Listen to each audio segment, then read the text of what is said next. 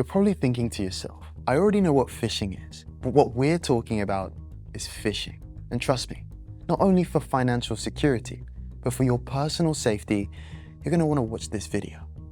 Welcome to Sumsub. I'm your host, Caleb Onawindi, and in this video, we're going to run through phishing by numbers and everything you need to know about the 9 types of phishing. This video is brought to you by Sumsub, a leading full-cycle verification and fraud prevention platform. Sumsub helps businesses spot risky activity early, make sure their users are who they say they are, and stay a step ahead of fraud and account takeovers. It's all part of the bigger fight against phishing and today's growing cyber threats. Let's get right into it. Phishing by numbers. Right now, phishing sits at the top of the cybercrime food chain. In 2024, American citizens filed more than 193,000 phishing-related complaints with the FBI. The Anti-Phishing Working Group counted over 1 million separate phishing incidents just between January and March of 2025.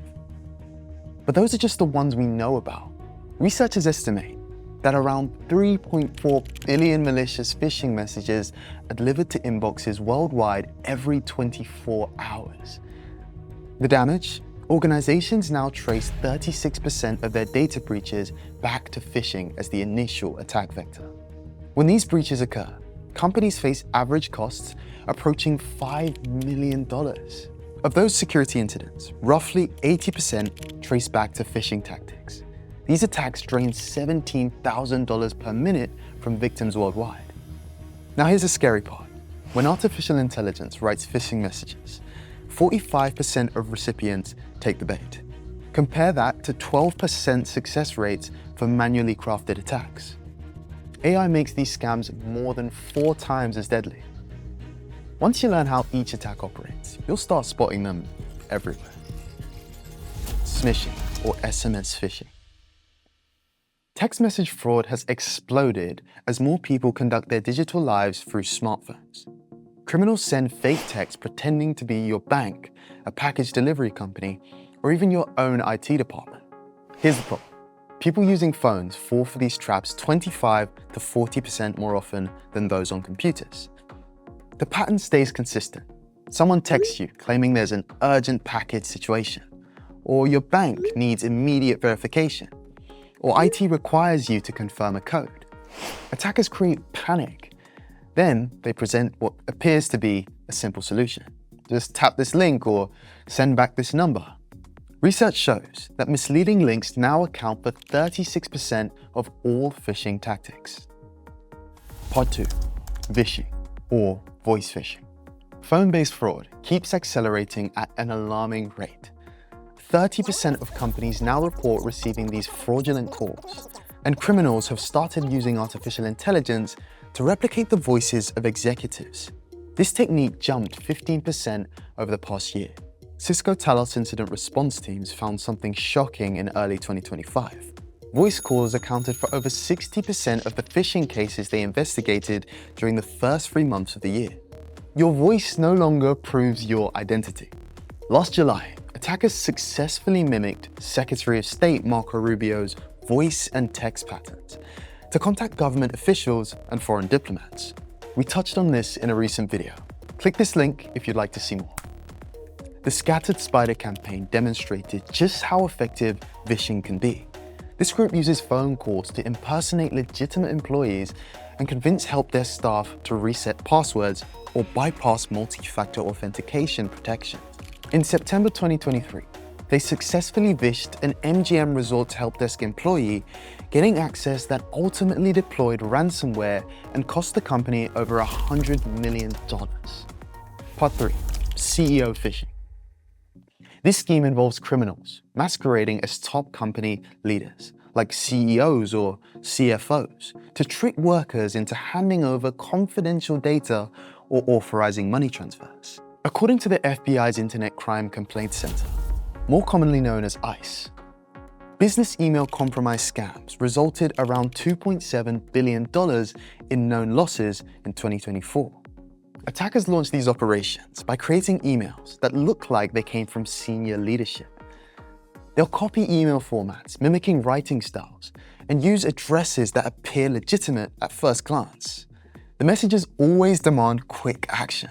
Wire money immediately. Share sensitive information right now. There's a common version that targets accounting staff with fake invoice payment requests. The imposter poses as a high-ranking executive and contacts someone in accounts payable. They claim the company already missed the payment deadline and pressure the employee to act fast. The gift card scam became notorious in 2020, when remote work created confusion about company procedures. Criminals either compromise or fake the CEO's email account, then blast messages asking employees to purchase gift cards worth hundreds of dollars. Once workers confirm they bought the cards, the fake CEO sends another message requesting all the card codes. Part 4. Spear phishing. Mass email blasts are one thing, but spear phishing operates differently. Criminals investigate their targets thoroughly, building messages that reference specific projects, recent trips, or work relationships. The emails feel personal and relevant because they are.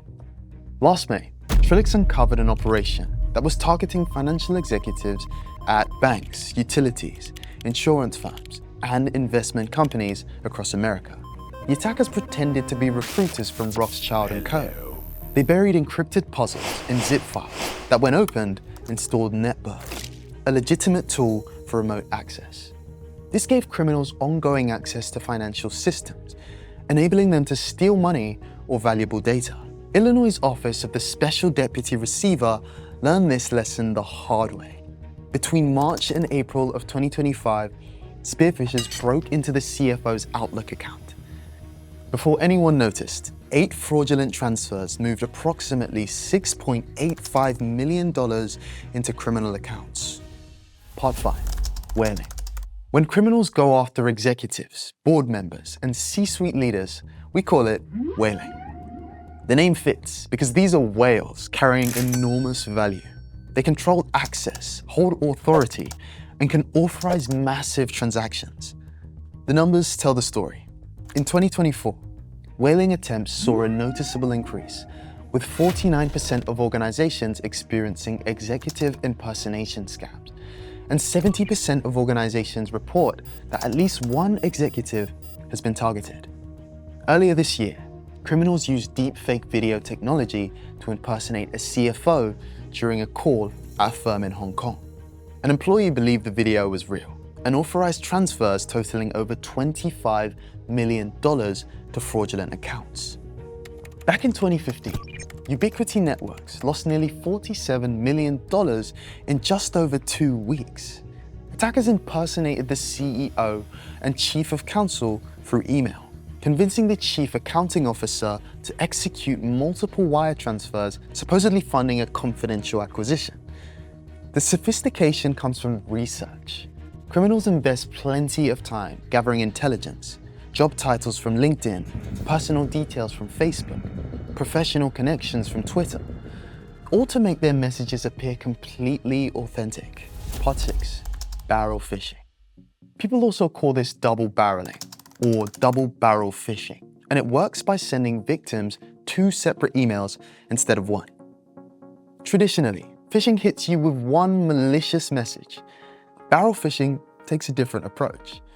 The first email builds rapport. The second email springs the trap. The conversational style makes barrel phishing especially effective.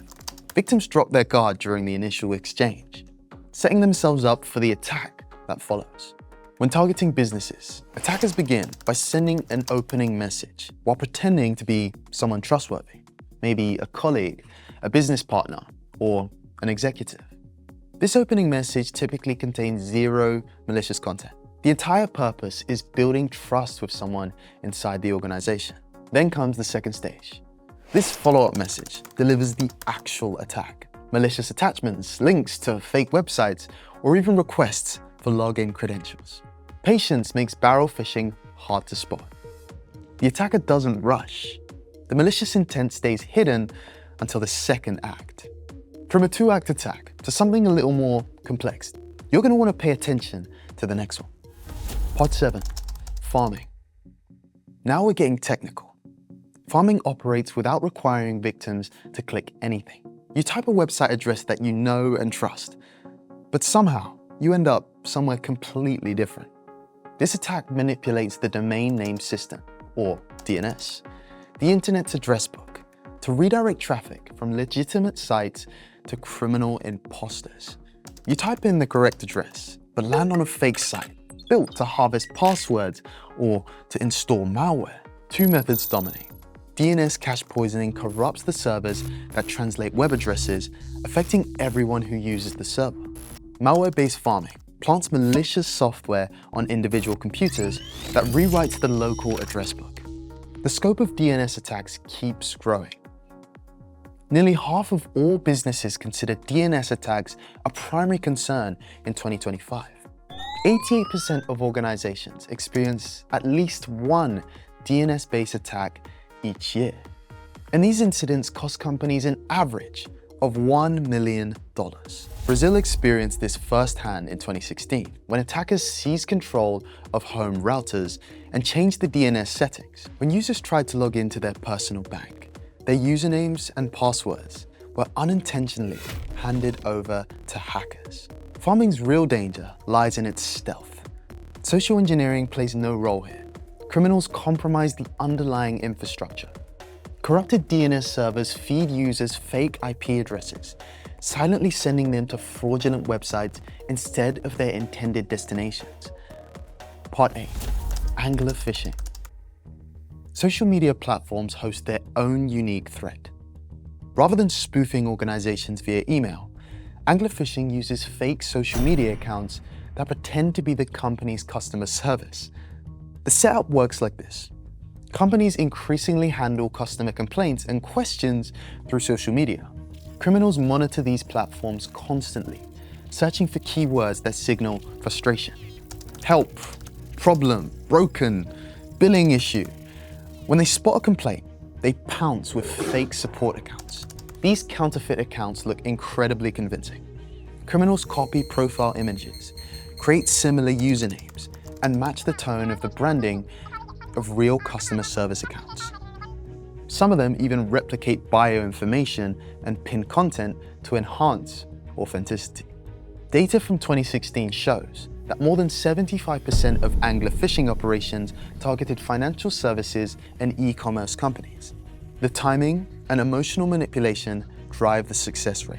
Attackers deliberately target customers that are already experiencing frustration, anger, or desperation. Someone tweets, "My online order never arrived," and seconds later receives a reply from what looks like the brand's support team. "We're sorry for the trouble. Please click here so we can verify your account and fix the issue." That link routes to a malicious website or triggers a malware download. Users who click will face prompts for login credentials. Criminals harvest this sensitive information to take over accounts or to commit fraud. Part 9. Quishing, or QR code phishing. QR code exploitation represents one of the newest chapters in the phishing playbook. Criminals distribute QR codes on printed materials and digital displays, fake restaurant menus, event registration pages, parking payment stations. Scanning these codes either launches phishing websites or automatically downloads malicious software. The statistics paint a troubling picture. QR code attacks jumped by 25% in 2025, directing over 26 million Americans to malicious websites. Research from 2023 revealed that 26% of malicious links were distributed via QR codes. That same year, we witnessed a 587% explosion in quishing incidents, proving that criminals have embraced this new attack method. QR codes create unique vulnerabilities. Traditional phishing emails let you hover over links to suspect URLs before clicking, but QR codes hide their destinations completely. Users scan blindly. Even when QR codes display human-readable text, attackers can manipulate that text to build false trust. NordVPN found that 73% of Americans scan QR codes without any form of verification. More than 26 million people have already visited malicious sites through compromised codes. Consider what happened to a major retail chain during the 2024 holiday season.